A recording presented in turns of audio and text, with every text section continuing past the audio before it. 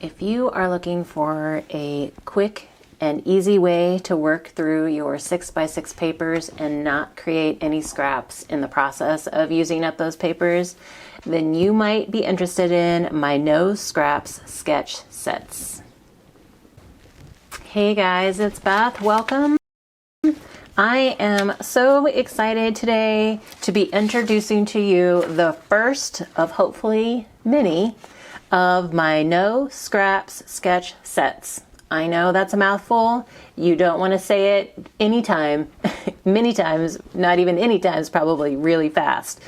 But they are what they sound. They're a set of it's a cutting guide and at least one sketch that helps you use up a determined size piece of paper. This time it's 6x6 and not leave you with any scraps or really any usable scraps. I kind of did a soft introduction or alluded to this in my Smash Those Small Pads video that I did at the end of March. I will link that somewhere in this video and then also in the description box below. But basically what I'm trying to do is help myself and you guys work through your stash of paper quickly and efficiently. So my cutting guides and sketches give you quick cards, and there's usually a set amount of cards per each sketch, and you kind of like no fuss card making, no stress card making. You can work through your pads quickly and you don't have to think a whole lot about it, and you can, reduce scraps or eliminate having to store any scraps or try to figure out what to do with your scraps. So this is sketch set number 1, and again, it is working with 6x6 papers. And I give you a cutting guide, and then I also give you a coordinating sketch that uses the papers for the cutting guides. So all of my sketch sets kind of follow the same format. I didn't use color because I tend not to print sketches in color just to save on ink. I don't know. I feel like there's quite a few of you like me that are out there that maybe you don't even have a color printer. You tend to just print in black and white. So I just did shades of gray, and then there's each color that's on the cutting guide corresponds to a color or a shade of gray over here on the sketch. On the cutting guide, I give you, the dimensions for each piece. And then if there's anything to note, like in this case, there's a small strip that you don't use on the front of the card. You put it on the inside of the card. Anytime you have scraps left over from the front of the card on my sketches, feel free to put them on the inside of your cards and use them up. That way you're also adding a little touch to the inside, and then you're eliminating scraps. So then over here, all of my card sketches are A2 size card. So this one has a 4 by 5¼ inch mat, and then you add your layering pieces. Your sentiment, this can be any shape. I just used a circle in this case. It can be any shape. It can be an embellishment of some kind, like ephemera or whatever, and then you can add your sentiment somewhere else. This is just kind of a guide. If you can make this card as simple or as elaborate as you want to based off my sketch. So you can come in and add additional embellishments like enamel dots or pops of color drops, anything like that. You can add additional ephemera or stamps to it, whatever. But what I'm giving you is a basic layout that uses one sheet of 6x6 paper and gives you no scratch. I do not give you dimensions on here for matting with cardstock.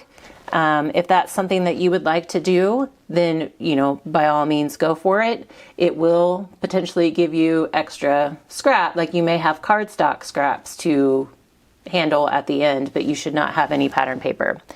So today what I am going to do is I'm going to work through the sketch 3 different ways. I'm going to use one double-sided sheet of paper. This month I'm trying to work through this mega pad the Welcome Home pad from Echo Park Paper. And so I've picked some papers from that pad to work with today. I've got, for my first card I'm going to use a single sheet of paper that is double-sided, so I can use the pieces to mix and match on my card sketch.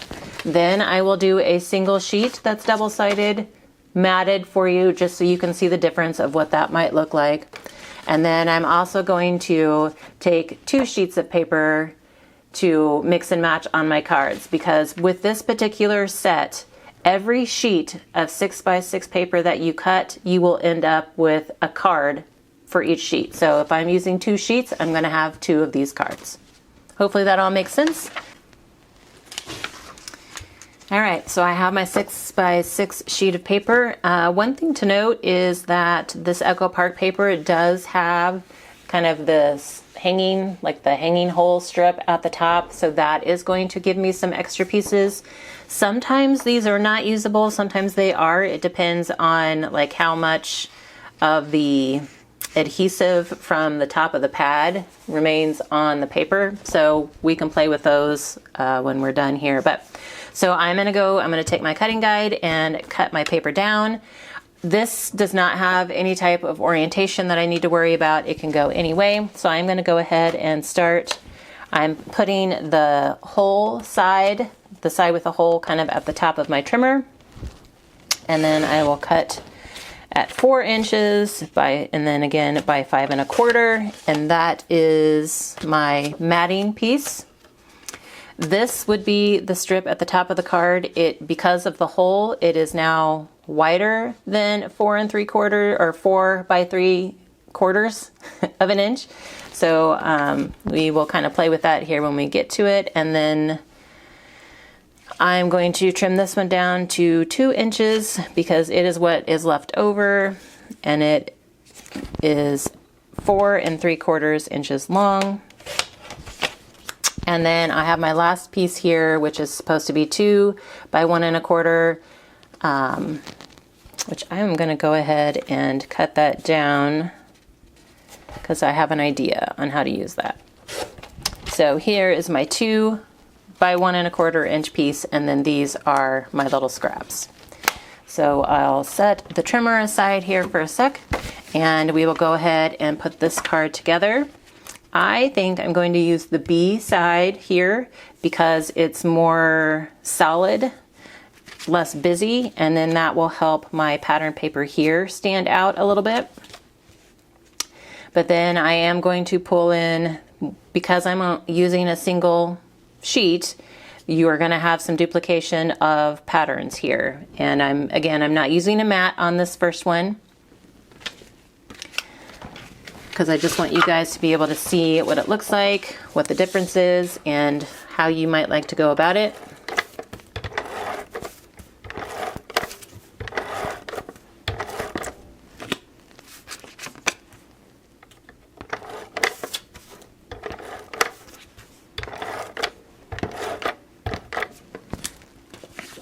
And there it is.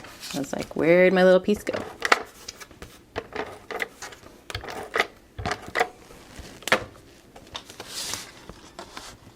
Okay, we will assemble this pretty quick.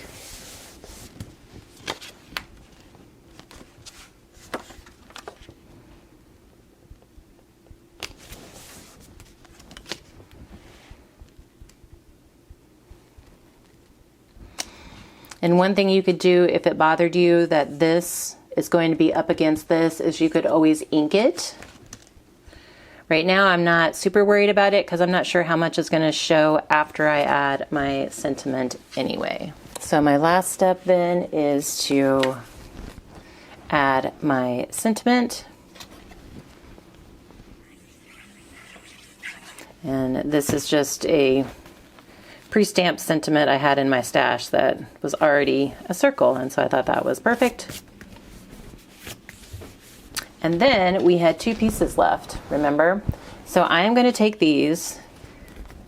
This one is 4 inches wide, so it will fit perfect right there. And then I think what I'll do is take this last one and I'm going to leave this the size it is, And then I will do just a little angled banner on that guy.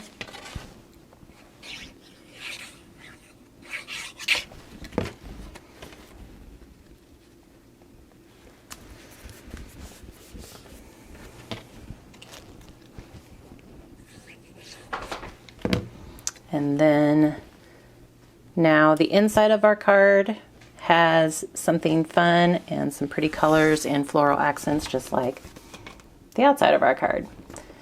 So for our purposes right now, card 1 is done.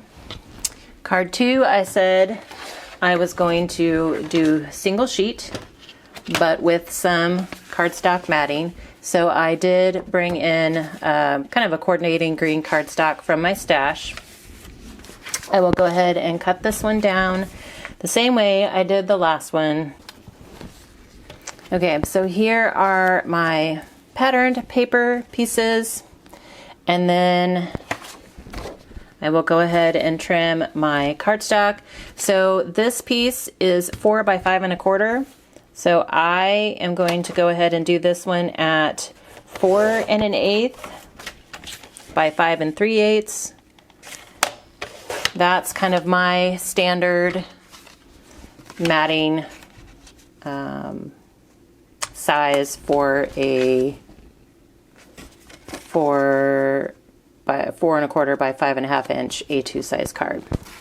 So I will kind of layer this as I go so you can see what it might look like. So this is going to go there. So this piece was 2 by 4 3/4. So I think I'm just going to go 2 1/4 by 5. You can make your matting layer however big you want it. If you want an 1/8 inch border, if you want a 1/16 inch border, 1/4 inch border, you just need to add that to whatever size the patterned paper piece is. So next we have this little strip, which is 2 by 1 1/4. And so this piece that I had left over is already 2 1/4 inches long, and so I'm going to do 1 1/2 inches wide. And then we have that. And so then, because we're matting, I might go ahead and mat this. So this is a 1 3/4 inch circle punch. So I'm just going to bring in a 2 inch circle punch for my mat, and then layer it up just like that. Here is that card fully put together. I did use some other scrap cardstock from my stash to add a little bit of layering behind this piece, since it hangs over 2 layers of this larger rectangle, and then I also added some scrap cardstock behind my sentiment to help it pop up and level off as well. So these were the 2 pieces that we had left from our patterned paper. I also had this little piece from my cardstock that I thought I would go ahead and use up. So I think we're going to do something similar to the last one.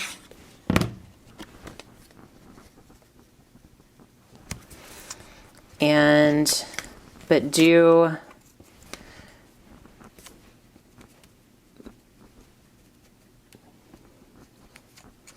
kind of add the little layers of these pieces as they are.